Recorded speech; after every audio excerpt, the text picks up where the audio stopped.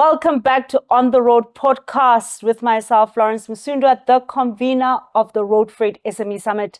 On the Road podcast is brought to you by FNB and WesBank.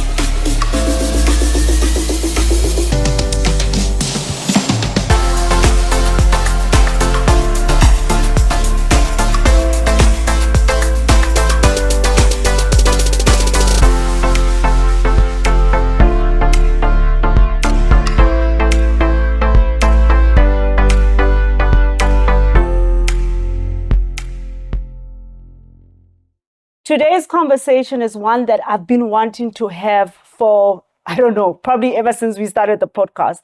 It's really the cost of downtime for small and medium enterprises. I'm sure you know people that own trucks, you'll hear them saying, yo, my truck is at the workshop. My truck has been stuck for a month and things like that, and how it's costing them. And today we're going to unpack that and look into the cost of downtime, preventative tips that we can look into, and also if you are faced with downtime right now, what you could potentially do. And I've got two great guests with me. People that have been in the game for a projected period of time. I have Abdi Gift from JC Auditors. Thank you, sir, for coming.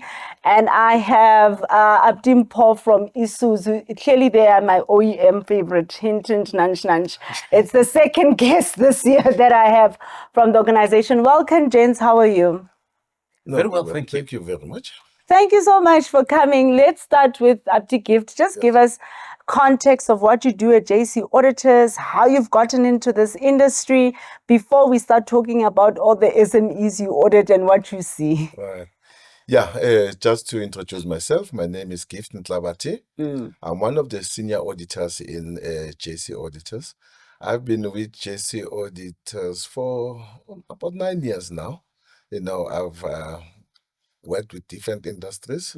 So I'm very, happy to be here, to be able to share, the experiences that one sees outside there.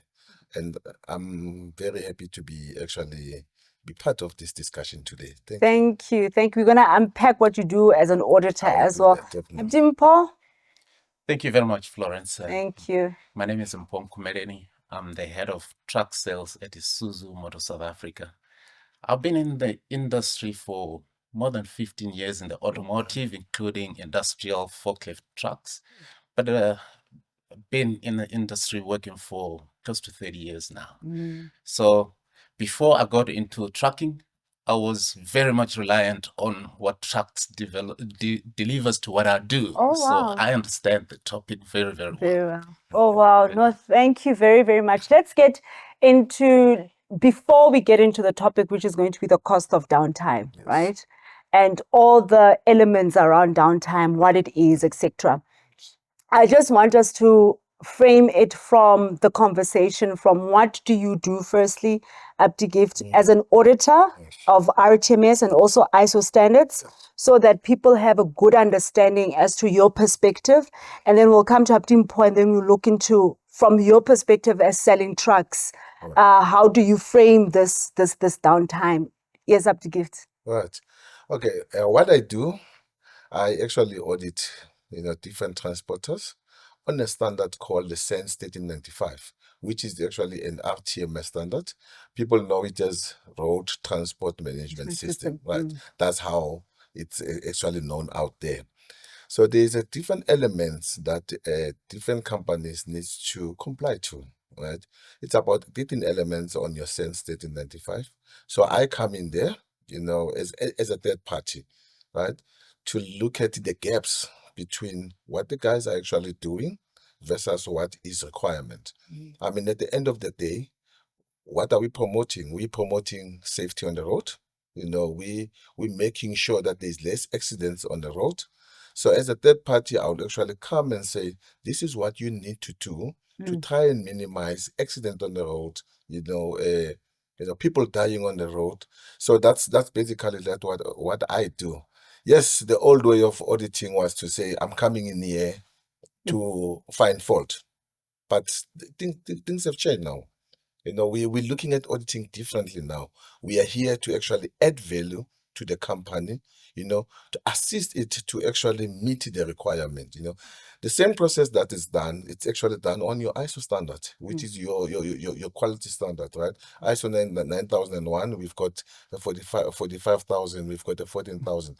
Same process that's done, but we are here to uplift our transporters to actually be compliant with what is required outside there. I'm chuckling because people are thinking, yo, those things are so expensive. Yes. You know how expensive compliance is already. Yes. They're like, yo, these things are so expensive. Abdimpo, from selling trucks, I know earlier on one of your colleagues mentioned to you 30% of your clientele are SMEs. What is your perspective? What do you do for them? How do you advise them? And why should they perhaps come to you? Okay. We believe trucks are revenue generating assets. You buy a truck because you've got a job to do to generate revenue. And it's quite important that in generation of revenue, you know what sort of application it is so that you get a right truck. And because if you buy a wrong truck, downtime results from there. So what we do is we advise our customers, the clients, to say, in this operation that you have, this is the right truck to do the job, because we want you to have the longevity of running the truck. So with that now out of the way, I've given the men a couple of minutes to pitch their businesses. So with that out of the way, I want us to get into the gist of the conversation. People are buying trucks. People continue to buy trucks. And we still see a lot of businesses closing in the space. And a huge element of it is around the conversation of downtime. So let's anchor it as to what is downtime. Abdimpo, what is downtime? So downtime, always say there is a planned downtime because trucks are engineered equipment. Ordinarily, they will need to be serviced and maintained. So as a result of that, you need to plan the servicing of those assets. So a normal truck doing in-town delivery will probably in a day do 150 to 200 kilometers.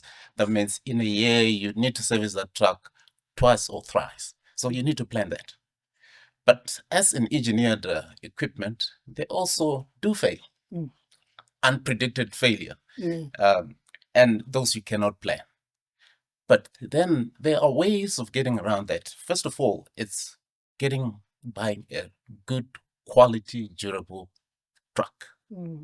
Also, then the next thing is to have the operator of the truck, which is the driver, trained to drive that, to look after that asset for a while. Because those are the two items really that will result in the downtime. In the downtime. Yeah. With that said, Abdi-Gift, before we get into our 10 tips, you go in and you audit transporters. And in the two things that Abdimpo has mentioned around drivers and making sure that you're buying the right vehicle, where do you think SMEs are going wrong in those two elements? And also because you ask them for their service records, what are you seeing? Where are the faults? Yeah,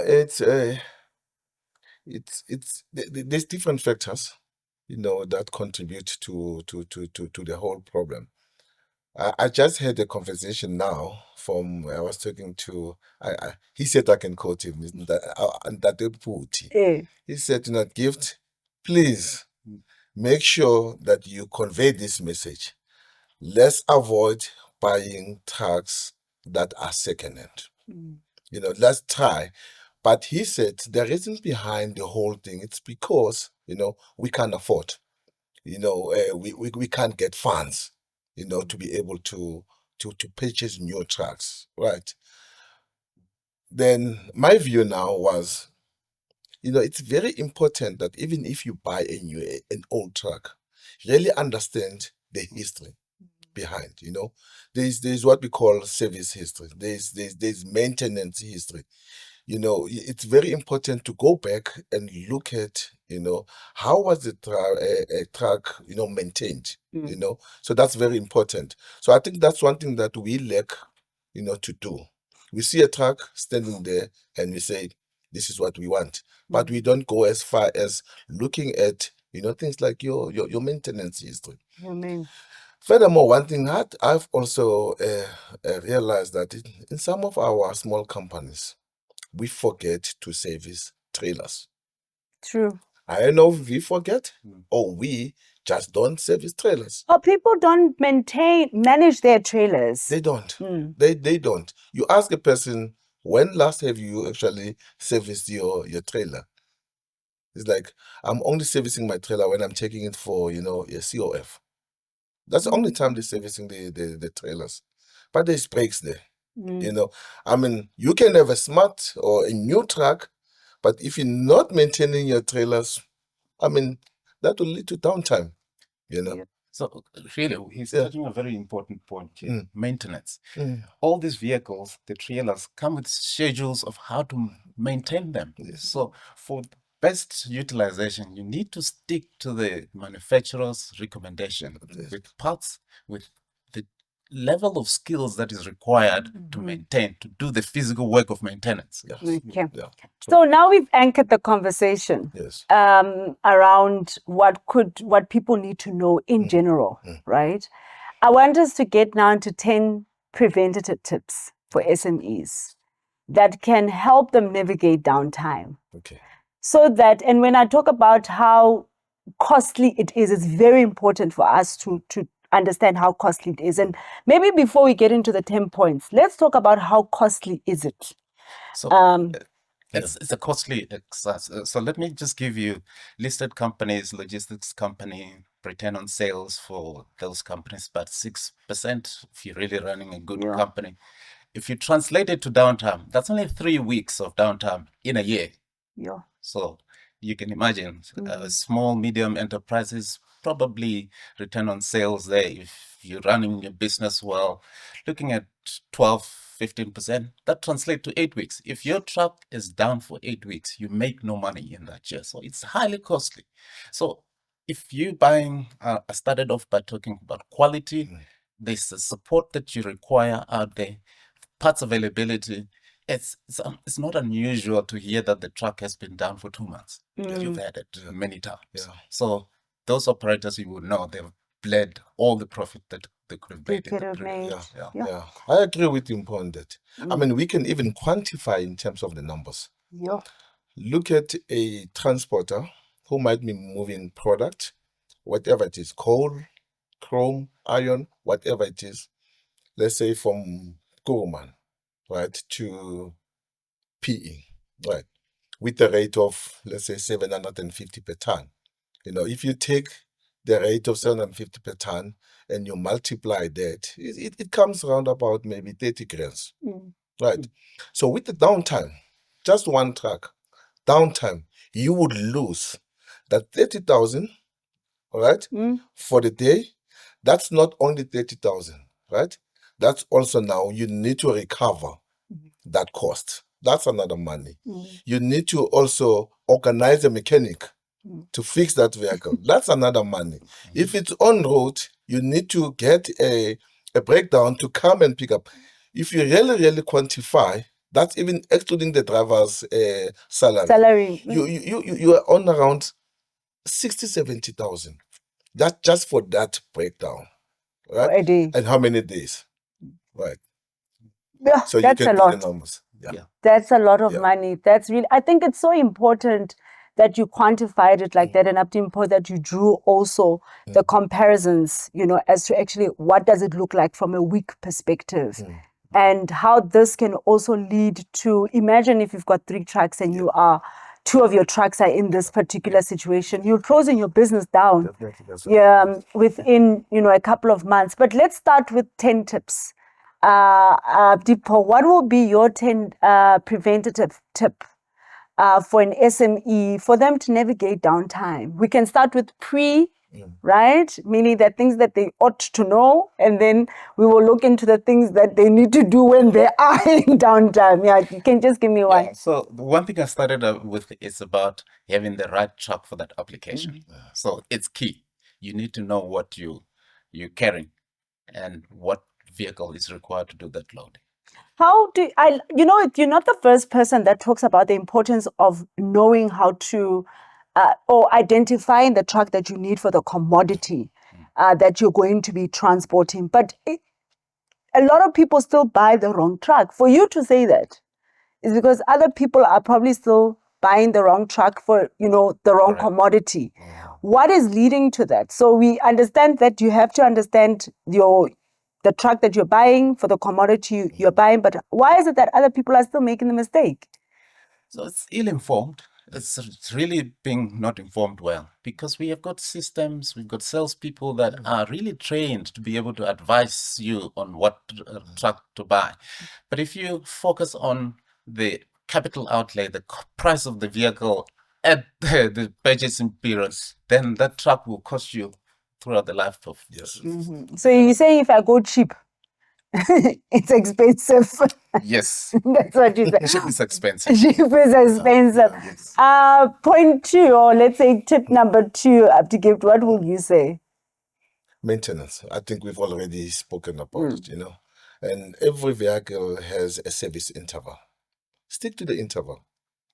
No, man, I'm chasing profit. That's what the problem is. You by the time you lose that truck, or you need to fix that truck, whatever you've made out of what you were doing, saying I'm chasing profit, you're gonna take that money back to fixing that vehicle. You've not made your profit. So really stick to the interval, service your vehicles, you will see the benefits of that. But we know people like shortcuts. Yes. You do audit. You see them every day. Yes. What is the reason people are doing shortcuts around maintenance? Yes, the reason they want to make money. It's all about productivity. People will say, here's an opportunity for me to make 4 loads, and if I don't make that 4 loads, I might not make money.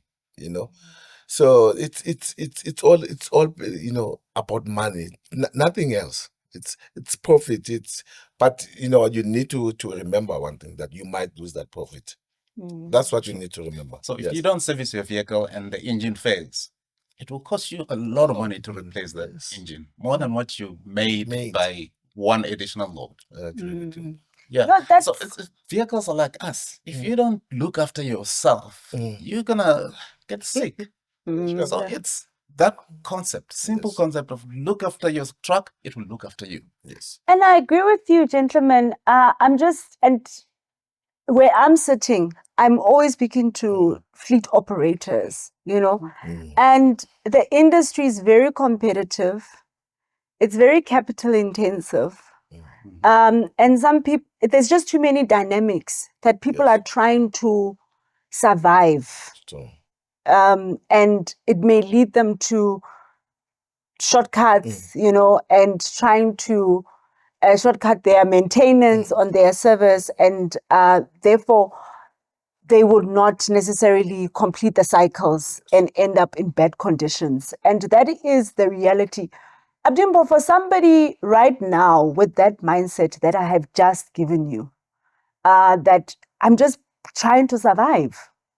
I am and I'll give an example, I'm in a WhatsApp group with transporters. I can tell their trucks don't go for service. And again, but what do you say to that person? How do you convince them? And not make it sound too academic, but how do you convince them of the importance of maintenance and service? So for the longevity of the vehicle, it has to be serviced, because all those components, they wear down.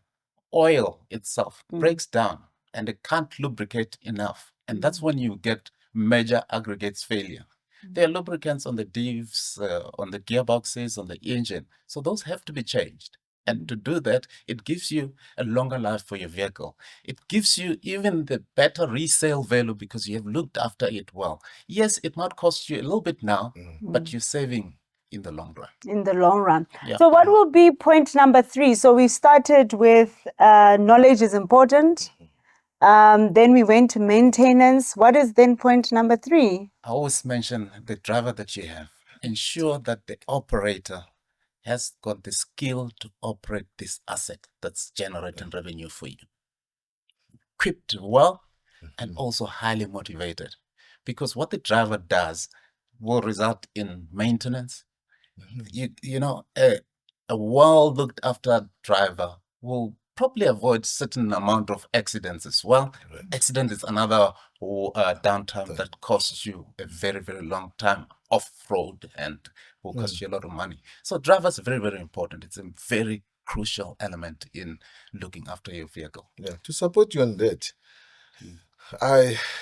every time when I do an audit and look at the driver's wellness, I would say, what car are you driving?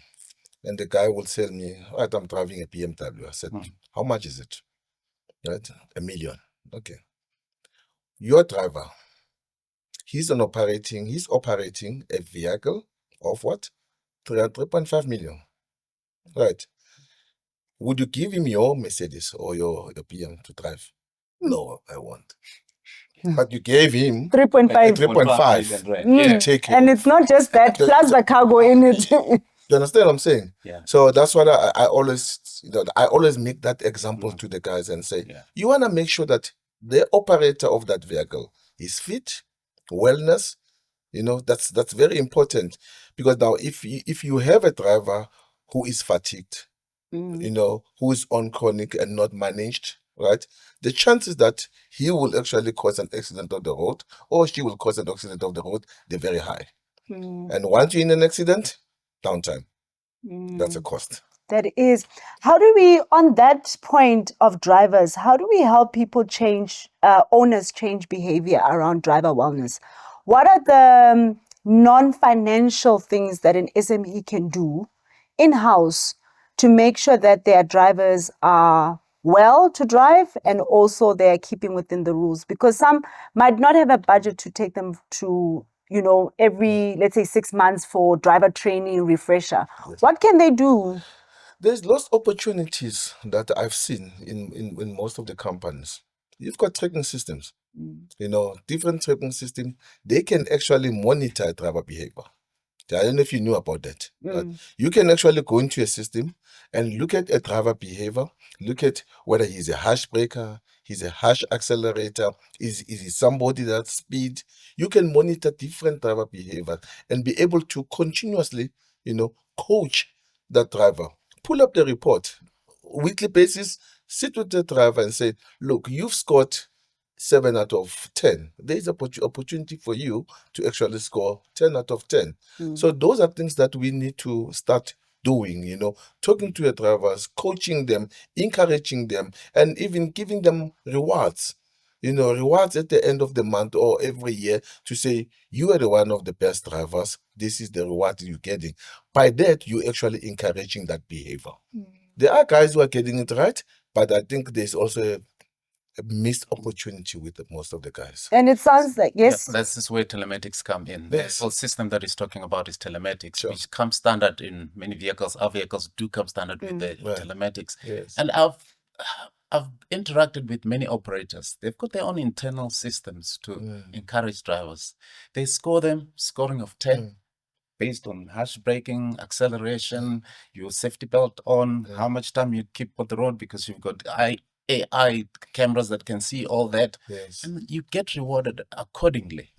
And if this reward is good, what's in it for me is what every single person does. There's a reward for me for being I'll give you more loyalty. You probably get more loads and all those type of things because you're a good driver. So those are type of things that one could do. So telematics is very, very important in terms of looking at how you monitor. I'll take that as point 4 then. Right. Telematics, but I want us to just stay on telematics because you're speaking around making data-informed decisions. And our small and medium enterprises do not necessarily have a staff complement like somebody that has 50 or 100 trucks, where they can employ many people or other people to help them interpret the data, put the reports, and coach the drivers. And some of them don't have full features of the telematics within their vehicles. What then do you say to that small and medium enterprise? What else can they do? And I'm talking about this because we know it's the reality. And we also know that, I'm sure I have to give, when you go do your audits, you say to a person, but this thing has this feature. Why don't you use this? And they tell you, oh, no, we didn't know, or we don't have the capacity to do it. What would be your advice to that owner right now? As OEM and many OEMs out there, we offer that type of solution where we can give you a high-level report of what is happening with your truck every day. You can get that email in your inbox every single morning as to what happened with each of your vehicles. And before telematics, how did we do it? Do it on the back of a cigarette box, you can do it. Each truck has a profit center. Measure it. How much am I spending on tires? How much am I spending on maintenance on this? How much am I spending on fuel? It's the simple things that you can do if you focus on all those activities that you identify as drivers of your business. You wanted to say something? No, I'm saying I agree with him, but there's no standard format of how things are done. What's important is what you want to achieve. That's what it's important. You can have any method as long as it works for you. So that's what Mpo is saying. You can write somewhere in the back of your your matchbox, but you doing what needs to be done. That's monitoring. And what I'm hearing is the less intentional operator is about their business and where they want to take their business, they will not take these points into consideration. So they will try to find shortcuts. And this is what we are trying to help people in, is that you might be making money in inverted commas, because that's what, when people think they've got deep pockets, I'm making money, and therefore I can bleed here, I can bleed there, this can sit there for 8 months, I've got money anyway. And it all accumulates into an avalanche that can lead your business to closing. So we've got 4 points now. The last one was telematics. Yes. The fifth one, what would you say? So as an OEM, maybe I'll say the quality of the truck that you buy. I had to put it there. I had to come up with that, because they are quality inherent in a product. So there are companies that have been in trucking world for 60, 100 years. Those have ironed out the problems that were there in the past, So I'm laughing because I'm thinking about the new ones in the market. I'm laughing. Anyway, continue. There's money that is put on R&D. And it's not only about the design and the R&D that goes in there. There's also a manufacturing processes that go into making this truck the quality it is. So it's very, very important to have quality truck. No, I look for a brand that has been #1 for 12 years in a row. So, yeah. No, the side joke is, if you get it, you get it. There's new players in the market. And Timpo is trying to say, don't be fooled. They might be testing on you. And we've done the testing long time ago. Say the price of a truck is probably 10% of what it will cost you in its life. So don't be hung on the price. Don't be hung on the price. Yeah. I'm to give that's 0.5. You need to throw one for JC auditors now. Okay. Yeah. 0.6. Yeah. 0.6, it's actually your indirect cost. This is something that I see a lot, outside there. What's indirect cost? Borders, where you actually get delayed, that's creating downtime. Offloading points, where you need to offload, right? I should have started from loading points. From loading point, you get a driver sitting there for hours before he can actually load, right? Yeah. Then he travels, he goes to the border, he stops again for days. Then he goes on the other side, right? That's lost time. That's lost revenue. Those are things that we need to also look at. We should not only be looking at just transport. What else, influence, the downtime. Turnaround times at the mine when you load. There's one mine which I'm not going to mention, that I know very well.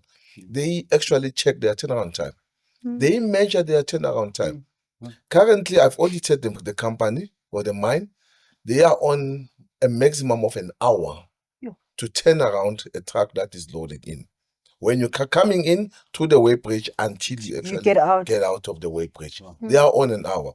They always target for 45 minutes, right? And they've actually invested, into that, and that's working for them. So they're trying to make sure that they minimize, downtime for their transporters. So it's very important again to look at the consignor. It needs to work with the transporter. Our borders, they need to be improved. I read an article now on, somebody sent it, I think it was on WhatsApp, to saying they're looking at improving our borders, to do paperless exercises. Those will actually add value to the whole turnaround time. If one can make 2 loads and make money, without fatiguing the driver. Right, but currently a guy can only go to Mozambique. It will take him about 4 days or 3 days because of turnaround time. That's downtime. And that is so important. What you're raising is so important. And I'm just thinking, and I think Abdimpo, you could add that, and it also ties into drivers, because you find that if, for instance, the way you're loading, they're not as efficient as this mine, and therefore you're going to be standing there for 2 hours, 3 hours. And some drivers can leave the truck idling during that time. Let's get into that, Abdimpo, because you deal with the truck itself. What is the effect of idling for a very long time on the engine? Fuel consumption is one first thing, and also the wear of items within the engine itself. So it causes more maintenance, which would then lead to more downtime. Yeah. And with because I think you know more, but I guess it speaks to driver training, with making sure that your driver understands that the more they're leaving this truck idling, what its effects and what then can lead to the depreciating of the asset, and others might not know. Yeah, correct. It's more of training. However, we also have in part of this telematics, you can also set it that after the idling time is so much, and it cuts off automatically after that. So there are many other things that we've put onto the truck intelligence to be able to counter the excessive idling as well. All right, so we're in 0.6 now. 0.6. It was 0.6, making sure that you're the client that you are loading for or working for, they can work with you. Yes. Because if you're waiting there far too long, chances are it equals to you not making to your downtime. What is 0.7, Abdimpo? For me, it's also, I've said, trucks are engineered products, they will fail. So it's important that you choose a brand that has got a wide representation across the country everywhere, and its parts availability is key. That the parts, when it's down, it can be delivered immediately and minimize that downtime. The technicians that are looking after the vehicles, maintaining the vehicles, also have got the skills to identify the problem and resolve it very quickly. So the network to support the runnings of truck with the OEM that you've chosen, you need to ensure that it's at the level of, your great standard. We know there's a big transporter this year that filed for business rescue, and they related the challenges that they've been having in their business to an OEM and the technical malfunctions of the truck. So let's get into that. For somebody that's new, sometimes you wouldn't know that the cause of your downtime is a technical malfunction in the truck. It's not necessarily your driver. What then do you do? Because I don't want to mention the names of the trucks, but a lot of people know around it. But it does, to your point, it becomes a technical error of the OEM. What does an OEM do then for me? Because I bought the truck, the issue is you, I've lost money, do you give me back my money?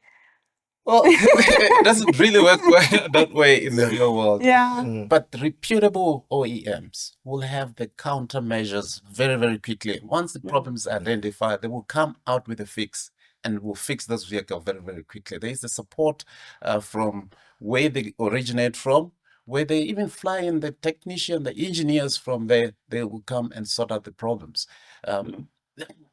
Reputability is key. Yeah, I think over and Yeah. above a reputable OEM or a brand, right? It's as a growing business, it's very important to have case studies because sometimes you're going to face something that you've never faced. And you need to have a case study to say, oh, in this particular incident, if this happens, this is the cause of recourse. Like, this is how this can be resolved because this is what they did for this person. This is what they did for that person. Yes. In you choosing your OEM. But when you do not know, even if you go for a reputable business, the world is not kind. We know. Yeah. It's the same with tracking systems. The same, people that you've been to before you came. It's their truck got stolen and they work with a reputable tracking system, and they've not been able to help them in their truck being stolen. And even the course of, what it is that they try to do to solve the problem has been very, very slow. So I just wanted to put it out there that over and above choosing Louis Vuitton, you must know the capability and also the how can I say it? Just the roadmap to how your problem can be solved and what they have done for other people. Would you agree? Yes, I agree. I think you also need to speak to people who've been running, who've been in the business Yeah. before. What are the challenges that you have experienced with this particular brand? How do they come to your rescue if ever there's a problem? Yeah. As I said, all engineered products will have some issues at Yeah. some point. Yeah, sure. But it's how we resolve those problems that's key. Yeah, research is very important, and data is also important. You need to be able to pick up data and make, a decision, based on what you have. You cannot just make a decision out of your head. Today, everything is data related. Yeah. Well, And I just wanted, before we move to point 8, 9, and 10, yeah. you mentioned earlier about making sure that the truck that you buy or the OEM you choose, you must make sure that there's availability of parts. Yeah. We know there's various different or organizations now selling parts that are accredited by X amount of people, right? And some of them are not selling the right parts. I keep it real on this podcast. What are your thoughts around that? Because you see it. Even with tires, when you do audits, you see that you bought it at the corner. You bought it from somebody at the corner. You didn't buy it from the right people. What are your thoughts and what would be your advice? It goes back to numbers because I like quantifying, because people, they will actually listen to you when you give them numbers. Yeah. When you talk the layman's language, that people will listen to you. Look, I always say to the guys, take a tire, right? 2 different tires, right? I'm not going to use the word fake, but the other tire, and take a real tire. A real tire, right? Look at what it can give you in terms of the kilometers. I have one of the transport who actually would push with a good brand, a good tire, managed to travel with I'm talking a truck here. Yeah. He managed to do 120, 130 with the tire. Yeah. And he used then another tire. It only gave him 60. Right. Then I said to him, let's now quantify. Right. How many times did you have to buy the tire, to be able to get into that 120? So more or less, twice. Double, yeah. Double the price. So I'm saying to him, right, how much did it cost you? It only to find out that one tire, right, which he bought twice, right, it costed him more than what the good tire is. So if you do quantification of that, people start seeing, okay, This is what. Same applies to the part. You tell them that part is going to wear out within 30, brake pad. 30 kilometers. It will be out. True. You know, Yeah. it will be out. But if you use this, the genuine part, it will take you to 100 kilometers. So what do you choose? Make a decision. Florence, if I'm sick, I'm not going to go to a vet. Yeah, you go to a doctor. Yeah. I hear you completely. What a great metaphor. But we do go to vet sometimes. We self-medicate. Let's be honest. We self-medicate, you know. And a lot of smaller medium. Success rate of self-medication. Panado here, Panado You'll be there. up and running in 2 days. Self-medicate, you're down to 2 weeks. I say this because it is human behavior. Yeah, sure.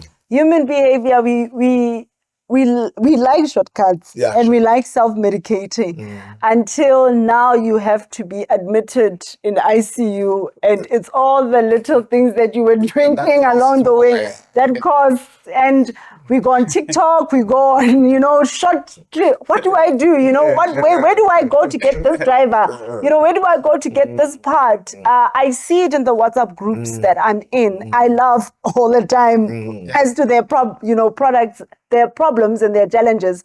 They sell parts to each other. They, you know, and it's a mindset thing, I think, and also the reality of how difficult the industry is, and that for other people, it's a hand to mouth. They're not, it's really, it's a cash flow. Cash flow issue. I mean, we've got a customer that says, you know, the truck went into the workshop.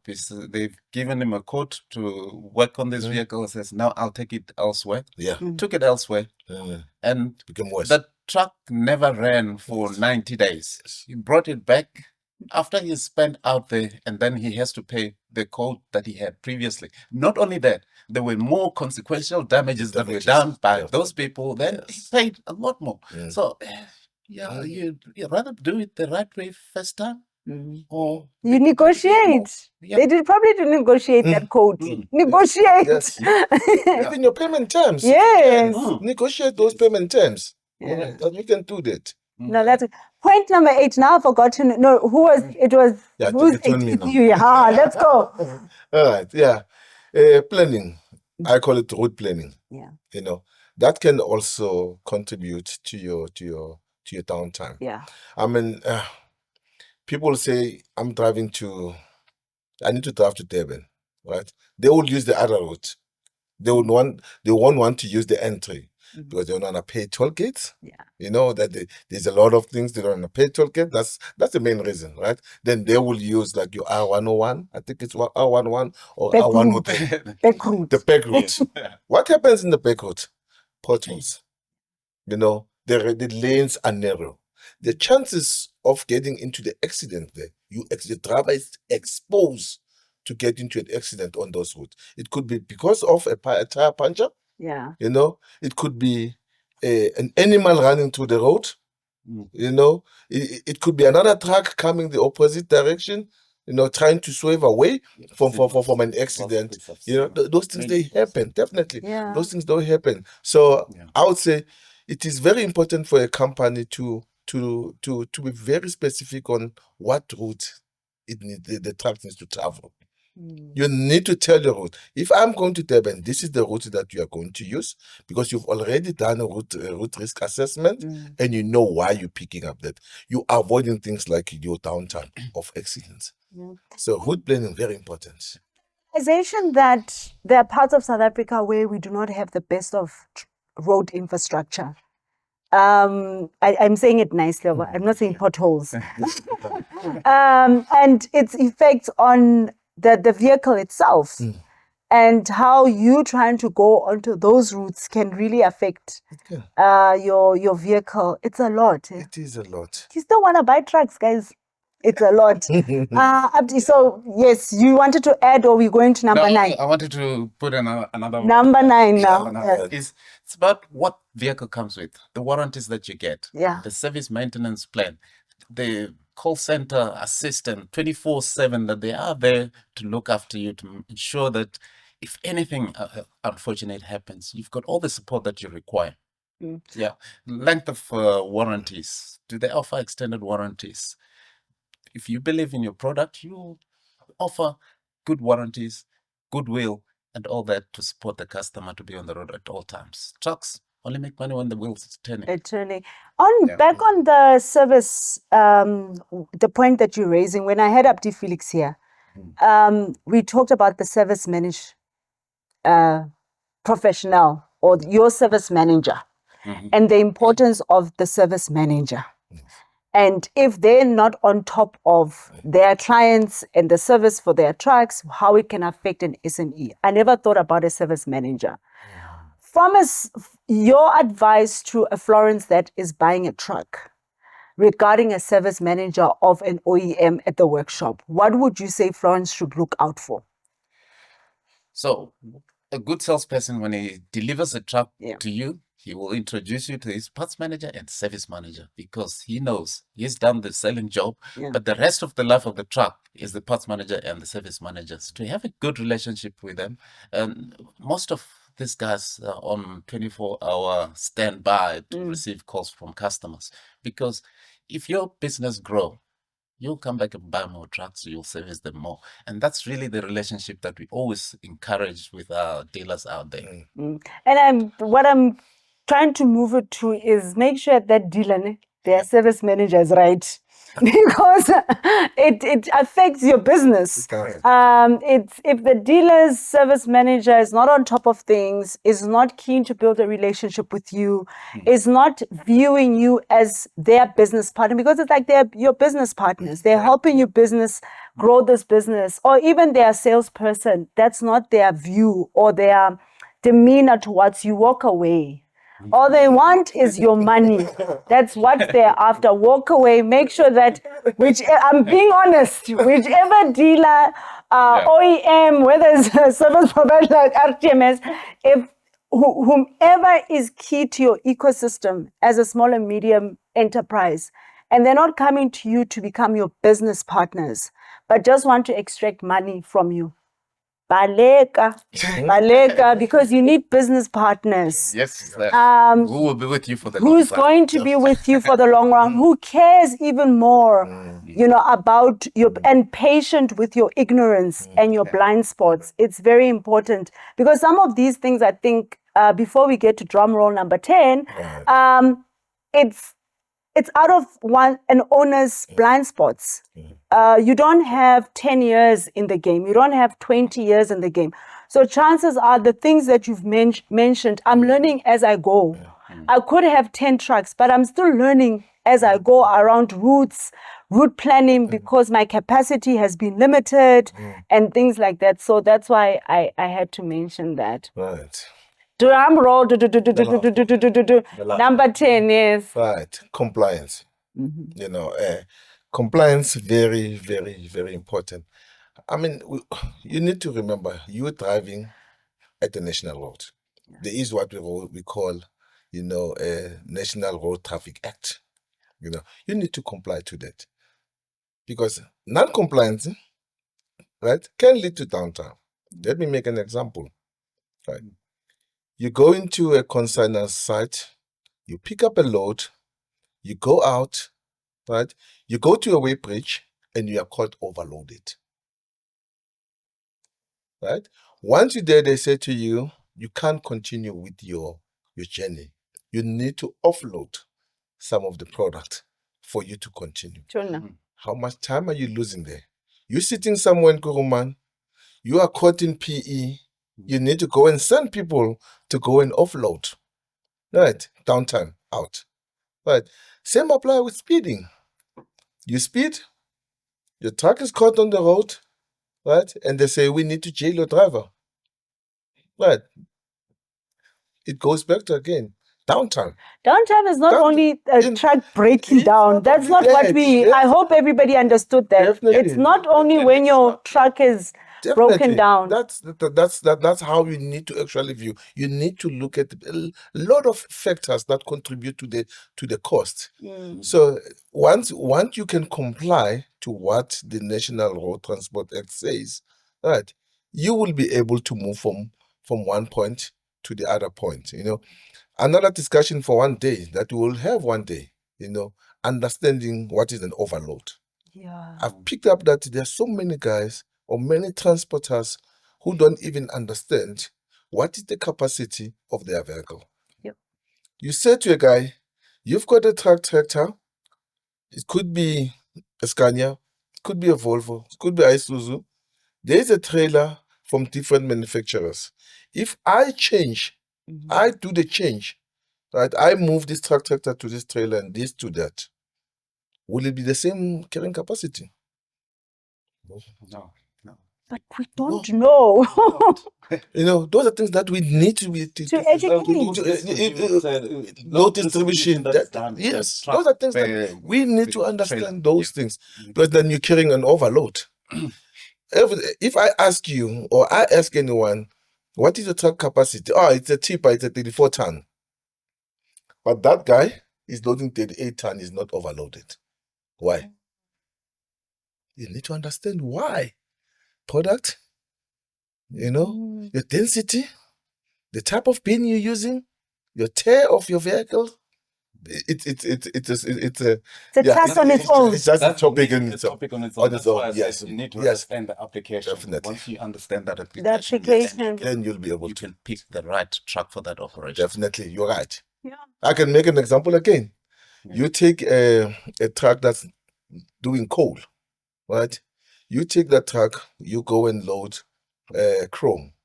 You won't get the same tonnage. Correct. You bought a truck, right? That will get a good payload in terms of coal, Yeah. but you will never get that payload For chrome. for chrome. We need to understand those things. And we But do. that's a discussion for another day. And Let's we say. do, and we do. And Yeah. when we started this conversation, I said to the gents, it's going to be an hour. They said, oh, an hour is long. And I'm glad that you can see that an hour is not that long, because the conversations are so multi-layered. And what I had hoped, maybe in the beginning,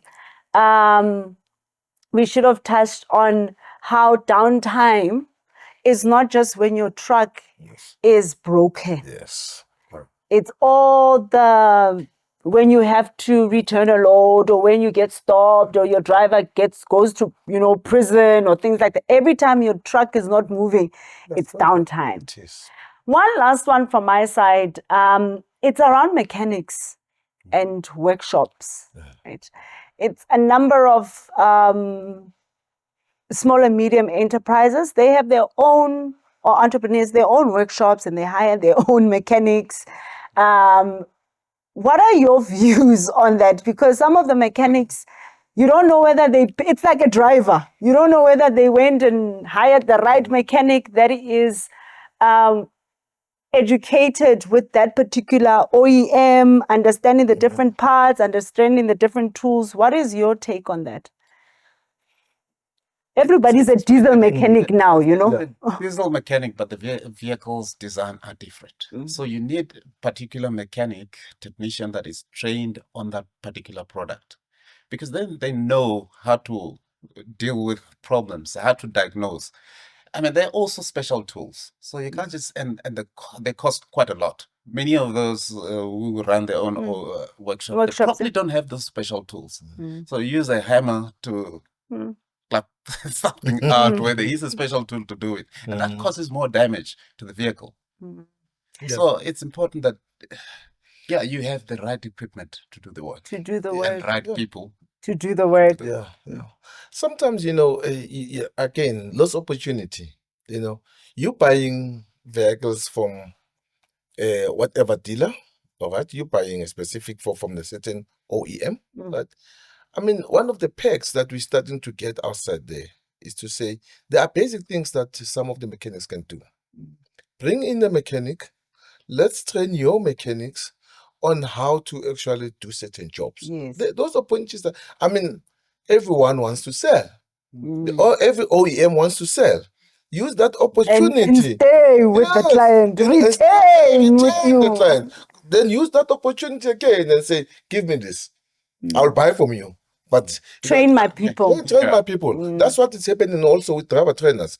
People are buying vehicles and they say, train my drivers of how to operate the vehicles. Do the same thing with your mechanics. You know, at least then he has knowledge of what he can do. Whatever he can do, then it goes to an OEM himself. I'm so naughty today. I'm thinking hopefully it's a proper skills transfer. You know, I'm just being naughty.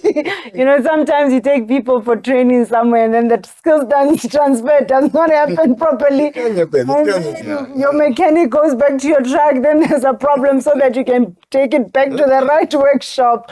But anyway, with that said, thank you so much for this very enlightening conversation. Do you have any last words on this conversation that we've had? Yeah, thank you very much for inviting us. I think the conversation should be there with the small business. Talk to each other, talk to those who've been in the business much longer. They will give you the tricks of the trade because it's a tough industry. Trucking is tough. It is. It's not for the faint-hearted. It is, and people want to buy trucks even with their pensions. Yeah. After you. Yeah. You know, last word I can say is that SMEs, the profit or the revenue in transportation, it's actually savings. You know, cost avoidance. Yeah. That's where the revenue is. You need to try by all means, you know, to avoid unnecessary costs. But that's where you will actually see. If you can actually save, that's the profit is in savings. So think about saving. And saving does not mean do shortcuts. Do the right thing, right? To minimize your downtime. Therefore, you start seeing the money. Thank you so much, and looking forward to the next episode where we'll be looking into another conversation or another topic. I do want to do one on overload. Never thought about it. Yes. But with that, thanks guys for watching. Ciao. Thank you.